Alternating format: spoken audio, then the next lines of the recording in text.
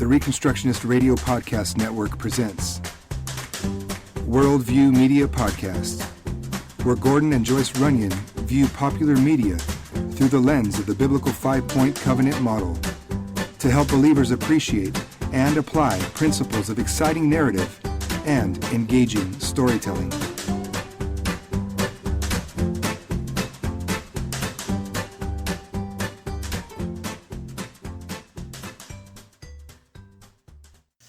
Hello, welcome to Worldview Media Podcast. This is episode 8. Is that right? Episode 8? Sure. I think that's right. Is that right or is that not right? Man. Time flies, that's all I know. Okay, episode 8, and by request of one of our younger listeners, we are going to review The Amazing Spider-Man, the first... Now on Worldview Media Podcast, we review popular media using the biblical covenant as a lens. We're trying to discern what sort of worldview is being preached to us, and we're also trying to pick up hints and tips for creatively minded Christians looking to take dominion in the entertainment field. So let me introduce my fellow podcasters. My name is Gordon Runyon, and with me in studio is a woman who is always mindful that with great power comes great responsibility. My wife, Joyce. Hello, Joyce. Hello. And our regular partner, middle daughter, Jordan, couldn't make the podcast tonight, so we've got our oldest daughter, and coincidentally, she spent several summers as a tour guide for the Oscorp industry.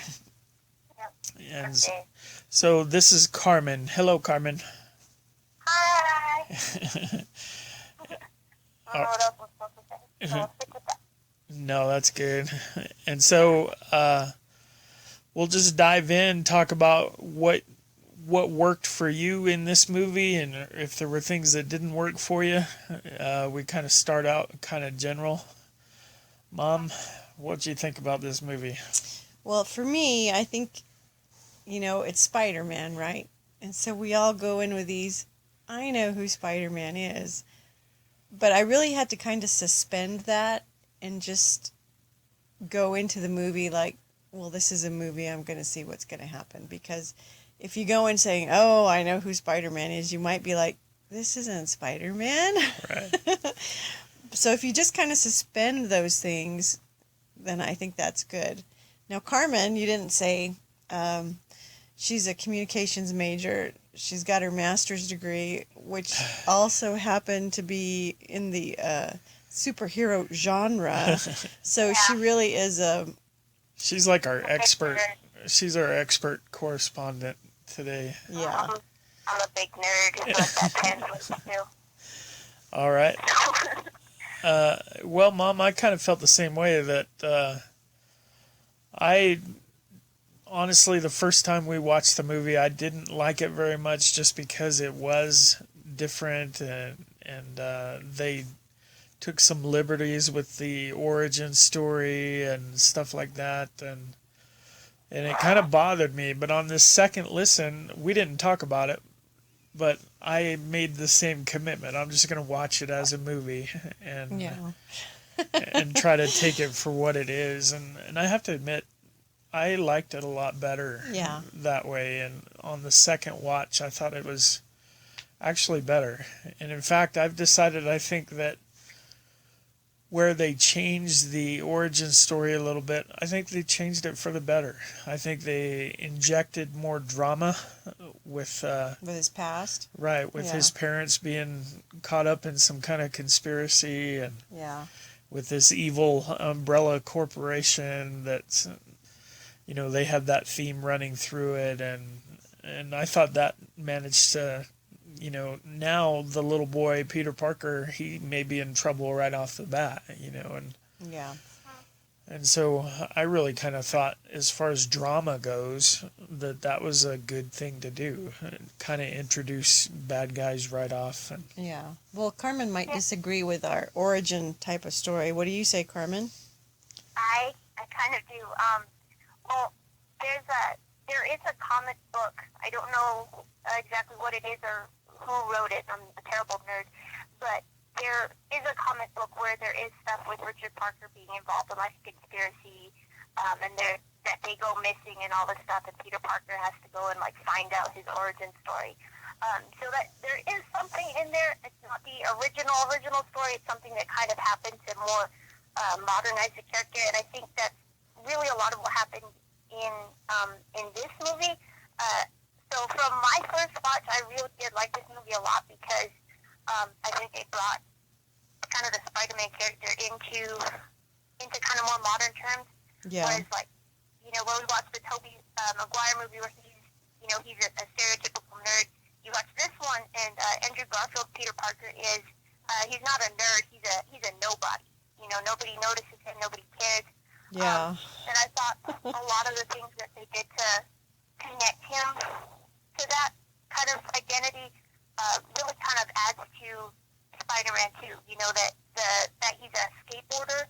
You know, it makes more sense for a skateboarder to go into kind of the more parkour stuff. It lends itself into the web slinging, whereas, you know, Tobey Maguire's Spider-Man really doesn't have any reason to start thinking about, oh, maybe I should jump off of things, except for, you know, why not? Let's just see if that happens. Yeah. Yeah, and I think, you know, a lot of people I've heard like, well, he's not really a nerd. He's not really, you know, the guy that nobody likes, but he is. He's kind of invisible. And when that one girl comes up to him in the hall and he's like, hey, what are you doing on Friday? He's like, you're talking to me? And then it's like, Right. I want you to take a picture for me. Mm-hmm. You know, so Yeah, but I agree with you that it really lends itself to be more modern and still have the Spider-Man story there. yeah. Well, I was thinking about it too, in kind of more today's terms. That's something that's cool. Is, you know, to be really intelligent, to have that kind of, you know, that, oh, I can make apps, or I can program this, or I've got like all this fast track on technology. You know, that's something that makes you cool. You know, you want to be the next person to start Facebook or whatever. So I think kind of removing him a little bit from that, you know, makes it a little bit more believable that, yeah, this kid's not really got anything special going on, even though he's obviously like very smart, as we see later on in the movie. Yeah. okay, so you're saying that that they didn't just create that out of whole cloth, that there is kind of an alternate comic series that introduces those sorts of things. Yeah. Interesting. Was there anything in the plot itself or the story that you didn't like, or didn't? There are a couple questions, like you know, you told me to look out for plot holes, and I found a couple that I was a little bit confused about. Well, the big thing in the movie is that, you know, they're trying to find this cure for Norman Osborn, and they tell Norman Osborn can't die, or we're all going to lose our heads. And I was just thinking about it. I was like, you know, if Norman Osborn dies, then who's going to be in charge of like making sure that you guys pay for it? You know, that if he's the big bad guy of the series, you know, and he has to stay alive no matter what. If he dies, then where does that come from anymore? You know, not anything you can do. Yeah, and he was really kind of invisible through the whole movie. Mm-hmm. Yeah. And like, I know some of that gets touched on in the second movie, but the really sad thing about this series was that it was building up to be like I think at least 3 parts or something like that. So that last part never gets made. We never actually figure out the whole overarching story going on with this. Yeah. Yeah. Well, I was kind of left. I'm sure it was by design, but there were a lot of unanswered questions at the end of it, and I think they fully intended to answer them. They may have in part 2. I don't remember part 2, but like the the evil Oscorp group was obviously gonna be more and more wicked, and there wasn't really a payoff in this movie for that setup, and so maybe that does get more resolved as we go forward. Yeah, and then the other thing that I just had, like, I was just kind of like, why are you doing this sort of thing? But in the kind of the climactic part of the film where, Spider-Man's chasing after his bad guy and stuff, but the cops are, like, splitting their resources between, Spider-Man and the Lizard, and I was like, if I was standing there and I was faced with a lizard and I was faced with Spider-Man, I'd be more concerned about the giant lizard that's, mauling people than this one dude in, like, a unitard. Right. Yeah, I'd agree with that. I thought the police commissioner's Directive. his hatred of Spider-Man was pretty irrational, almost from the get-go. But I think that's realistic. I mean, whenever there's anybody that the police think is doing their job better than they are, they don't take it well. Yeah, that's probably right. And they say, well, this guy's a madman. You can't trust him. You can't trust somebody in a mask. And, who can you trust? Can you trust somebody with a badge? I don't know. Right. So, right. I really liked seeing the Peter Parker as a child. And kind of seeing some of that background with him and getting a little bit more of the relationship with his aunt and uncle, because you don't see that in the other series of Spider-Man movies, and you don't know how old was he when he went there? Was he an older kid? Was he a younger kid? And so that was kind of neat to see him, that he really was a young kid, and he spent quite a bit of his childhood growing up with people who weren't his parents. Yeah. I also like just all the times that he screwed up with his powers. Yeah. Oh, yeah. Like, where he's in a bathroom and he just destroys his bathroom, or, he catches a football and throws it too hard. I think that's first of all, it's just too, second, like, that makes way more sense than, like, in the first series, you see him and he's basically got it under control in, like, a scene. Yeah. Right. That was that was a dumb scene, though, when the football hits the upright of the goalpost and bends the goalpost. I mean, physics-wise, there's just no way the football would just explode and all that, but it was just kind of funny. Yeah. Or the one that he's in is it the subway? And he's like touching stuff and pulling off people's clothes and just like, oh man, I'm sorry, I don't know what's going on here. He's obviously just like, man, I'm having a terrible day. And at the same time, he's like beating all these people up. He's like, I'm so sorry. It's like, it's just a hard day for me. And I thought too, because he, I don't know, did he steal the little webbing packets that, that kind of made more. Them. What? He ordered them off, like, he was researching the company, and he ordered them from the company. So he, bought all of his stuff for his costume, like. And, that kind of made more sense to me than just, like, suddenly I'm slinging webs off my wrist. So, yeah. So I kind of liked that. I thought, oh, well, that's kind of realistic. Yeah. This Peter Parker versus the other one, like, he seems much more human to me, much more realistic, like the way he responds to stuff. Like when he gets his web slinger to work right, he just has that, like, ta-da! Where he's just freaking out, and then, when he's waiting for the lizard to show up and he's playing, games on his cell phone, that this is a kid, who's reacting to things as a kid. He's obviously young and stuff, but he just seems more believable, I guess, as a person. That makes sense? Yeah. All right. We should get on with the 5-point covenant. The first point in the covenant model is transcendence. And usually we talk about 4 things to display transcendence in the Bible, and that's creation, redemption, revelation, and law giving. And like most movies, this movie is obviously kind of kind of assuming the truth of Darwinian naturalistic evolution, and so evolution comes the closest to being the creator in terms of transcendence here. But there was also like most people and most movies that assume evolution. There was also a little bit of schizophrenia because it's also a very moralistic movie.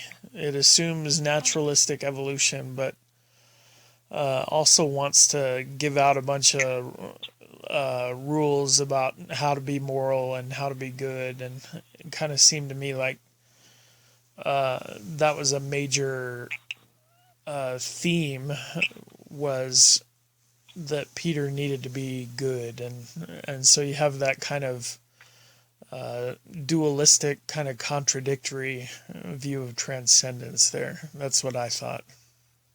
Well, for me, looking at it, some movies I see it really clearly and I see it really quickly that, okay, this is what is the transcendent thing here. And I guess I kind of agree with you that I see science as the driving force there. But it isn't just science, because it's man's manipulation of science. So it's science, but it's kind of the people that are smarter than science that can fix it. I want to fix everybody so that there's there's nobody who's deformed like me. There's nobody who's missing a limb like me, because obviously that was a mistake. So I'm going to fix all these things using science because I'm better than just what happens naturally. I can fix all this stuff. So for me, it was a combination, but more, again, back on the person, that the scientist was over science. Yeah, and I think historically that's the way Darwinianism winds up working. As soon as scientists believe that we're the top of the evolved line, the next step is for them to seek to kind of be in charge of the process itself. You saw that in World War II with the Nazi experiments. They were big evolutionists, and they were big into, let's see how we can manipulate this for our purposes. And I think you just see that all the time.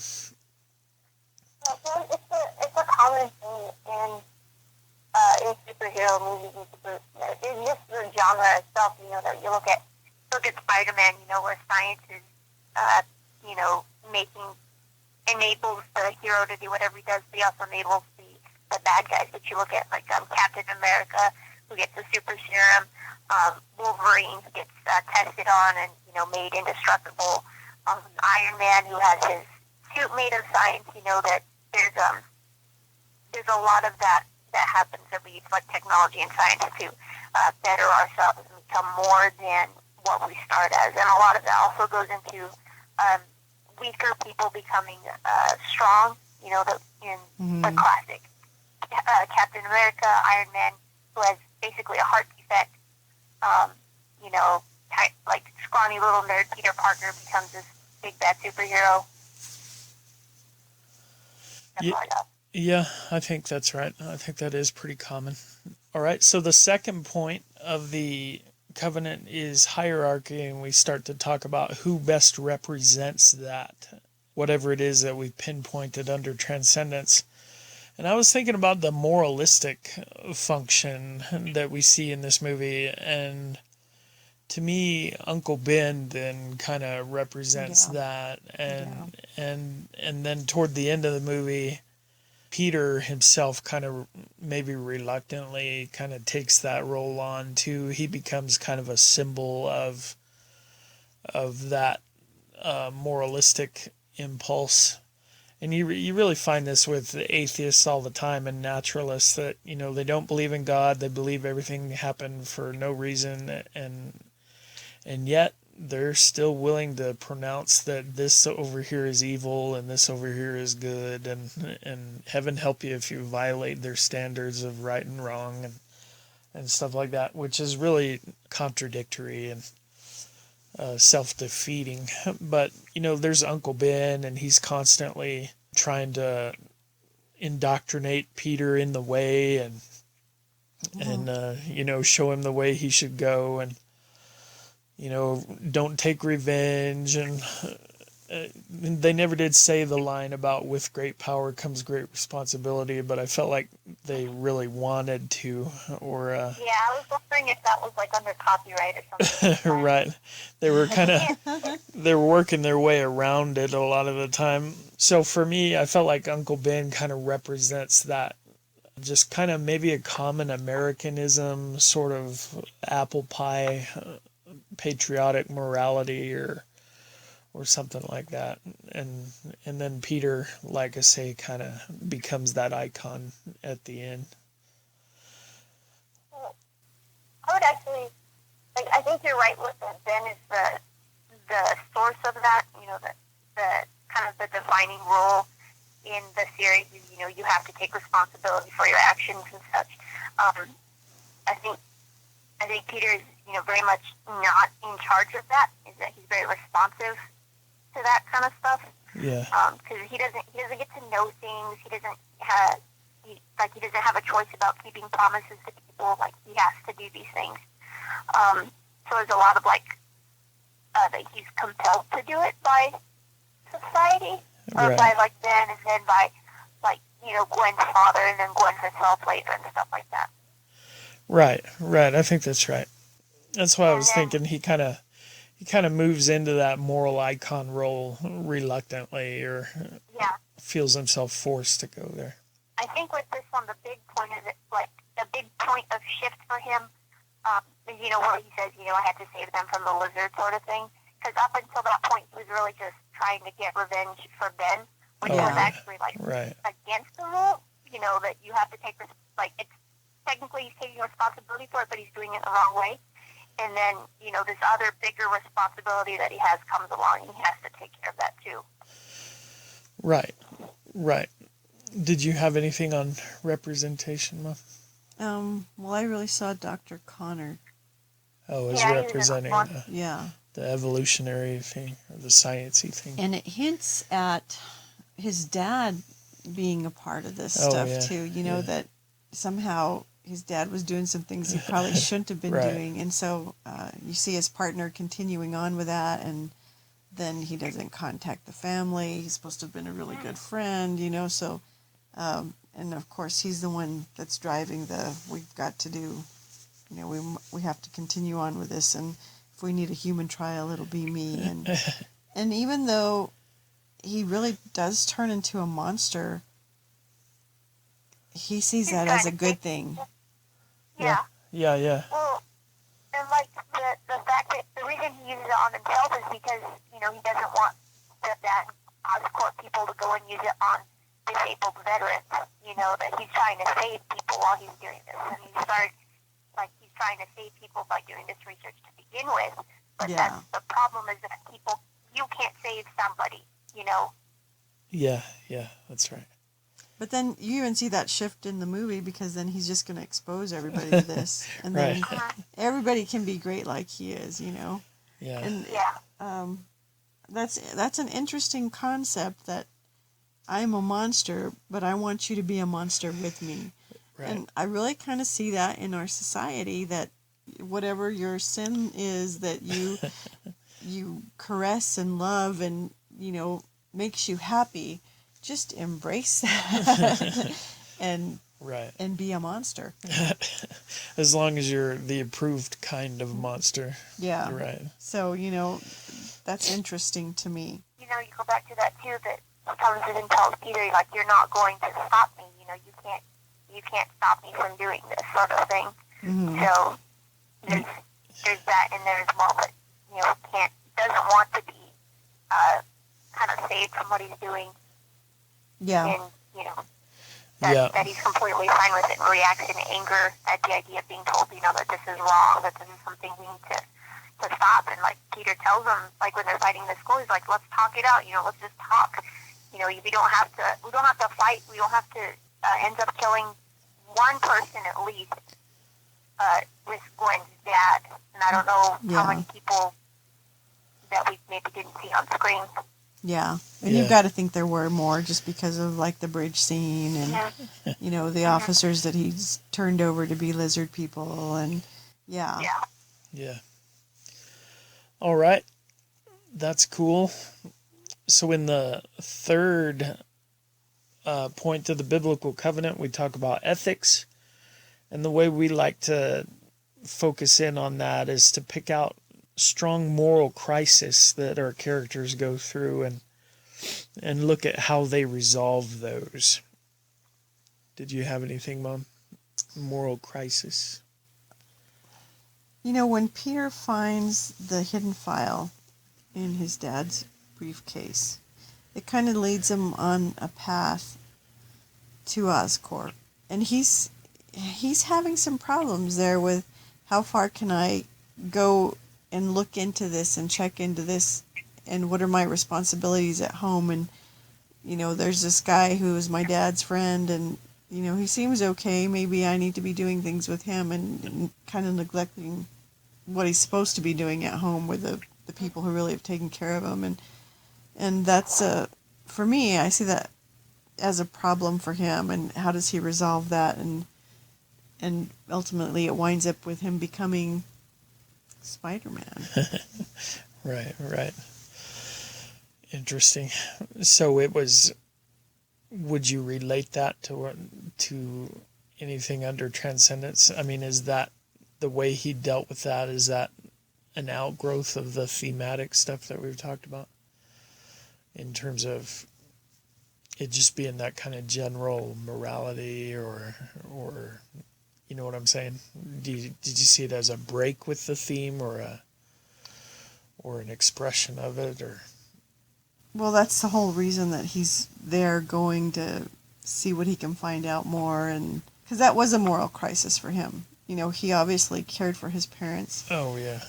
And they just left him. Right. You know, and I assume they planned to come back and get him at some point, but they didn't, and But they he didn't does- explain anything to him either. He does launch out to be the hero himself. You know, he doesn't enlist anybody's help in trying to get these things figured out, or, you know, it's, Yeah. he's going to be the hero and do whatever it takes. The moral crisis for me that I found interesting was Gwen Stacy's dad and having to change his mind about Spider-Man and about it really demanded that he change his mind about his own job. And if I could say this, I think that he held his own job, and he held police officers in general on almost a worshipful sort of platform. And in order to say that Peter wasn't a bad guy and that he was a good guy and that the police should be helping him, that really demanded him kind of turning all that upside down. And so I found that fascinating. To me, that does kind of go along with the theme that Spider-Man's the hero, and he's representing, you know, apple pie American goodness, and you got to get behind him if you're going to be one of the good guys. Well, and then of course you also have the death of Uncle Ben, which is another big issue for him too. And I think Carmen talked about that earlier with how he was trying to deal with that situation. Yeah. Carmen? I think that was probably my biggest moral thing for him in this movie. Because, like, you can see him, like, just kind of shutting down throughout this.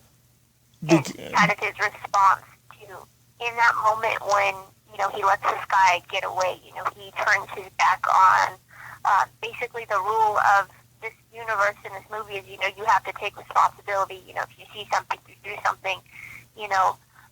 So he turns his back on that rule, and then immediately afterwards he's punished for it by his uncle dying.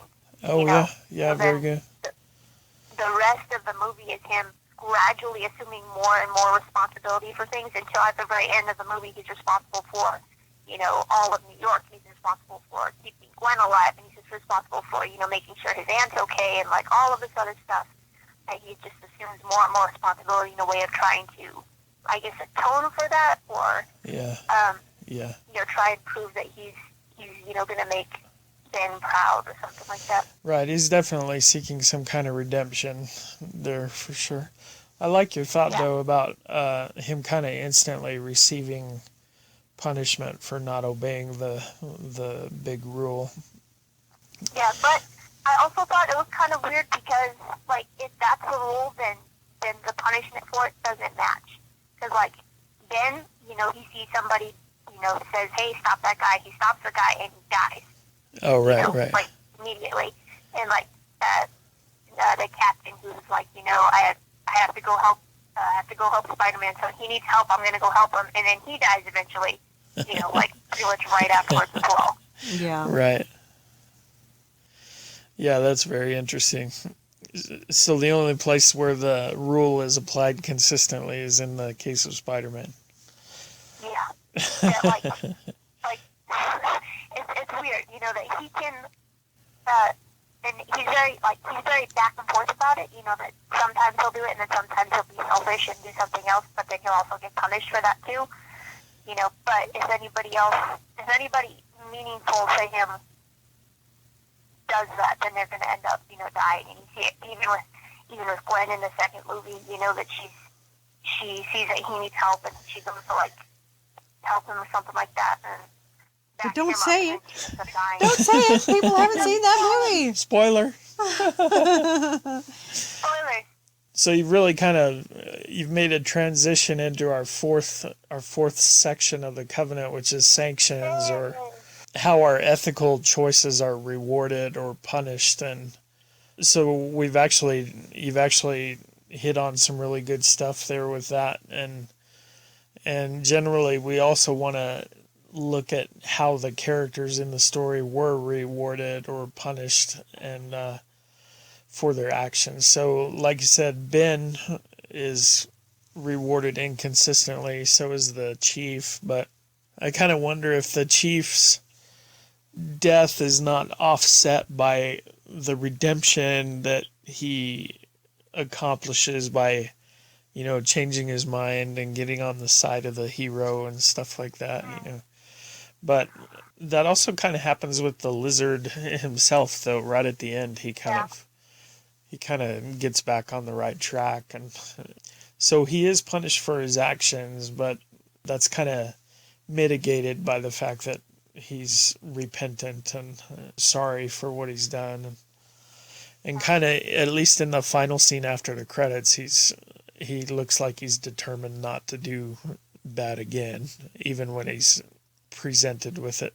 Well, it was inconsistent because you see, is it Flash? You know, the bully in the high school? Yeah, whatever happened to him, you know?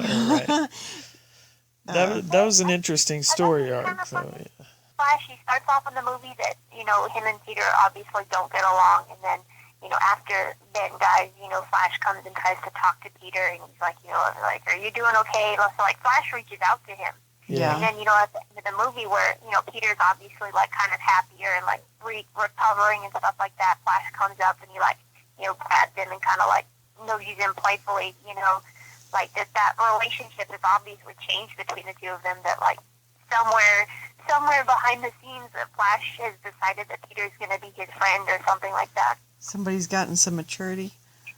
Yeah. Well, Flash, and maybe that's between him and Peter. You do see a shift in their relationship, but you don't see him getting in trouble for, you know, making the guy eat the vegetables, hanging him upside down, or, you know, kicking Peter around or anything. Well, Peter gives him what he deserves, right? You know, in terms of, like he tells Uncle Ben, he deserved it, you know, when he humiliated him and all that. All right. The last point of the covenant is succession, and we're asking about the future, and this movie kind of makes that easy because it was obviously meant to be continued, and so we have several storylines that have yet to be resolved. And in fact, I was getting angry at the end because here come the credits, and Peter still hasn't found the guy that shot Uncle Ben, and finally we get the scene where we see the picture of the guy on Peter's bulletin board, and you know, that's to let us know he's still a priority. Yeah. the other thing that was making me mad is that there wasn't any payoff for the Oscorp conspiracy, but then the bad guy shows up in the lizard cell at the very end, and you can tell, oh, they really are planning something, and so that mitigated my anger. But I was about to be upset because here's these storylines you set up and they're not resolved. So looking forward to the second movie for some of that stuff. I thought some of the things that kind of set up carried over into like the future and stuff like that with Stacy's death, the Captain Stacy's death. Yeah. Where he tells them, that you're gonna make enemies and people are gonna come after you and people are gonna get hurt and stuff like that. That seemed, it wasn't like tell my family I love them or anything like that. That was a passing of a torch that happened. It wasn't a warrior's last lament or anything like that. He was like, this is your job now. Oh yeah, very good. Fun. Yeah. Ben gets in the rules. Stacy's the one. Stacy's death. The captain of the police. Yeah. Passes on responsibility to Peter. So in the next movies, anytime Peter's doing something, we can be like, oh yeah, Captain Stacy, gave him his blessing before he died to go and be a vigilante. Yeah, very good. That's very much what biblical succession is about in terms of how do we continue this covenant and how do we make sure these things move on, and so you have elders ordaining elders and things like that, and here you have a guy who has envisioned himself as the protector of the city. He's obviously, like you say, passing that torch on to Spider-Man. Yeah, I hadn't noticed that, but that's real good. That's very covenant minded there. So I like that. That's a neat insight. The other thing, I really like Gwen in this movie, because I think she's an example of kind of following the rules throughout the movie. That she's very, both of them step in to stop Flash from beating people up, but Gwen does it successfully. And that Gwen is the best in the class, and that whenever we see Gwen, she's not, faltering or stuttering or anything like that, but she's very, steady in what she's doing, and that when the lizard's coming to the building, Peter's like, you need to get out, and she's like, I need to evacuate people, Yeah. Kind of the succession with that you can see her, she's immediately sort of ingrained herself into this life that he's in, and that she tells him, that I'm used to having to worry about my dad coming home and not, not making him back. So you can see that she's going to be a big part in the future, which she is, But it didn't look like it at the end because he had made a promise. Yep. Yeah, and 2 days later he's hinting that the promise probably won't last. Yeah.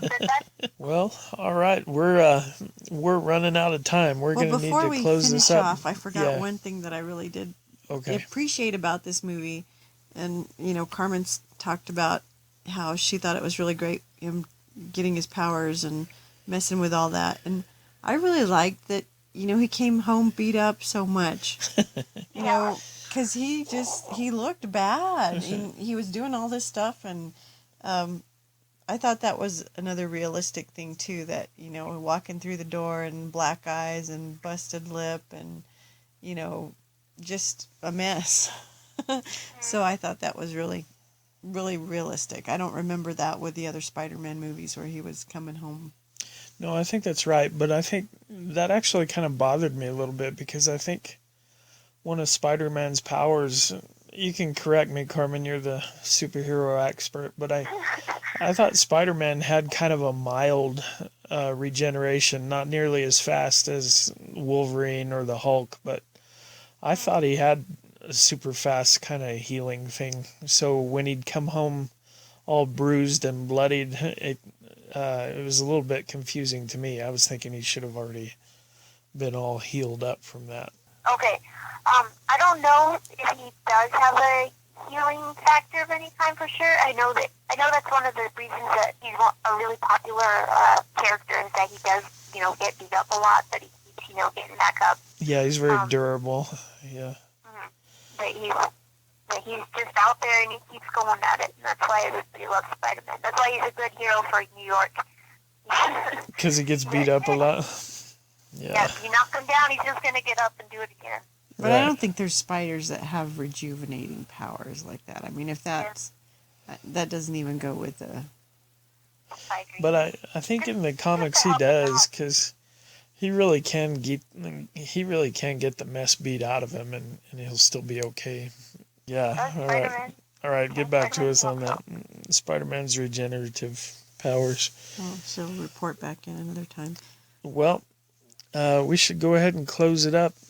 So, Carmen, thank you for joining us. You really brought some good information, a good perspective, and it's just always good to talk to you. So, this has been a lot of fun for me. Yeah, it was a lot of fun. We'll keep you in our back pocket as a substitute Hey. superhero correspondent for Worldview Media Podcast. And we'll close this up and say we'll see you all next week. Thank you for joining us, and always be mindful, as we say, to keep it forefront in your minds that we're people who are supposed to be applying the Word of God to every area of our lives, including how we entertain ourselves, and it's time for Christians to take dominion over those things. So thank you and God bless, and we'll see you next time. Bye-bye. Thank you for listening to the Worldview Media Podcast. Please visit reconstructionistradio.com to check out the other podcasts in our network and to download our free audiobooks.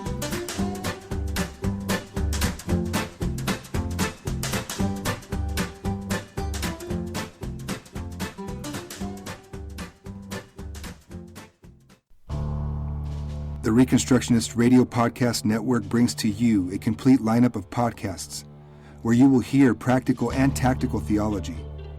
Our desire is not simply that you consume our shows, but that you also live out your faith in every area of life. We can talk all day long about these things, but if we fail to put them into practice, then we fail as ambassadors of Jesus Christ, our King. Subscribe now to your favorite Reconstructionist Radio Podcast Network shows, or you can subscribe to the Reconstructionist Radio Master Feed, where all of the content we produce, including the audiobooks and audio articles, will pop up as soon as they are available. And don't forget to visit reconstructionistradio.com to volunteer as a narrator or to partner with this ministry financially. May the Holy Spirit stir you into action for Christ and His kingdom.